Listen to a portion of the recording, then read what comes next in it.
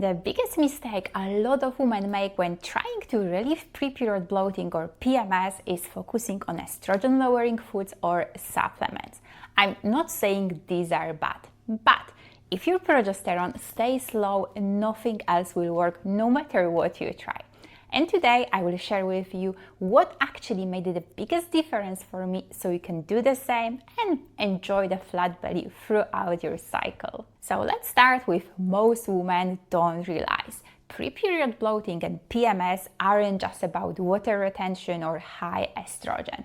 It's about the ratio between estrogen and progesterone. And here's the important thing. In the second half of your cycle, usually the tricky one, progesterone is supposed to rise and become the dominant hormone. But if it doesn't rise high enough, estrogen keeps running the show.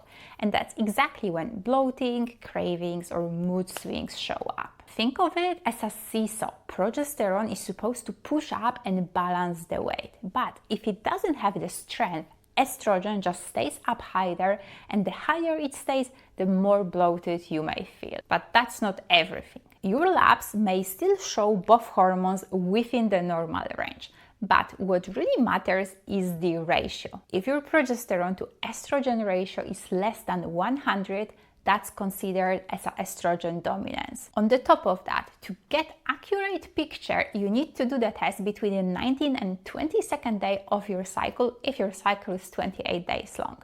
But most doctors just don't tell you that. When I went, for example, to gynecologists with painful periods, that stubborn bloating and PCOS, I wasn't even offered a test, just birth control to manage the symptoms. I didn't want that, so for years really I was trying diets, foods to reduce water retention, estrogen lowering supplements, but honestly nothing really made a huge difference. Then 1 month, very interesting thing happened. I had the worst bloating of my life. And it happened while I was going through a difficult phase in my relationships. And that's when something hit me. That stress must be playing a huge role in hormone imbalances because nothing else really changed in terms of like what I eat or what I do. But my body was just going crazy. So when cortisol, your stress hormone, is chronically elevated, it literally steals your progesterone. That later drives that estrogen dominance and the classic PMS symptoms like bloating. I'm emphasizing it so much because if you don't balance cortisol first, trying to balance other hormones can feel like driving with a broken GPS. You are going somewhere but not to your destination really. And in a minute I will show you a simple 1-minute breathing exercise that can instantly take you out of the stress mode, so stick with me. But first, let's take a look at other common causes of estrogen dominance and that low progesterone, because if you haven't yet, you need to address that too. First one is zinc-copper imbalance. In other words, low zinc means low progesterone and high copper pushes estrogen high. When I was vegan for 2 years, for example, I really depleted my zinc, and that's also when I started to develop underactive thyroid, and with sluggish thyroid as well, similar like with high cortisol, it's very hard to maintain that hormonal balance and healthy progesterone production. Without that, the bloating will just stay. The second one, birth control pills or even IUDs. They both suppress ovulation, which means low progesterone. Even the progestin-only mini pill, it's not the same as your natural progesterone. And apart from that, usually it comes with side effects like weight gain, creating a bit of vicious cycle because fat cells can increase that estrogen too. And then the third big one, alcohol. It raises estrogen even if you eat healthy. In my 20s, for example, I went out drinking almost every weekend. And when you combine that with a stressful job or intense workout, it's like a recipe for estrogen dominance and bloating. But here is the thing. Even if you fix all of this and skip the stress and nervous system piece, which was the missing piece in my case, the chances are you still will struggle with hormone imbalances and that stubborn bloating most likely. So here is what helped me to finally balance my estrogen-progesterone ratio. Instead of trying to lower estrogen and increase progesterone, which seems like a right approach, I focused on regulating my nervous system and balancing my stress and cortisol. And I'm sure it will be a game changer for you too. So first thing here, I had to stop the fire, because what I realized, I was living most of my life in that survival do mode. I swapped intense workouts for more yoga-style strength trainings.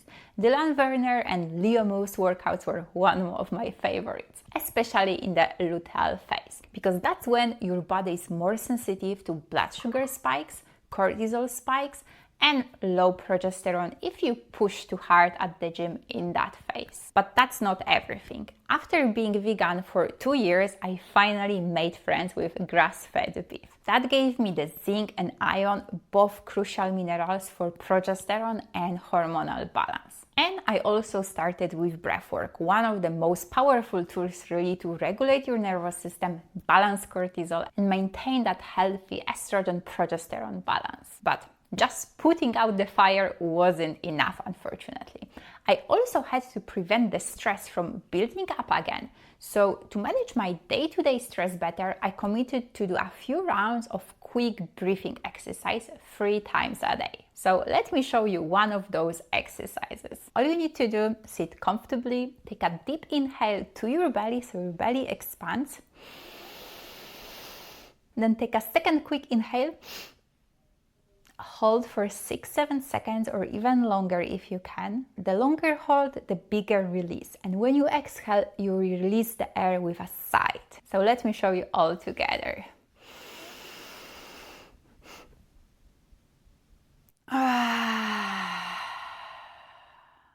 And repeat the exercise 3-5 times. In case you would be interested in more, inside my Superwoman formula, I teach the whole routine, plus how to lower stress and balance hormones through nutrition, mind-body tools, and nervous system regulation. The link is below in case you would like a proper guidance and day-to-day support. And then the last step I had to do was to rewire my nervous system so it stopped overreacting and keeping me stuck in that fight or flight high cortisol state 24/7.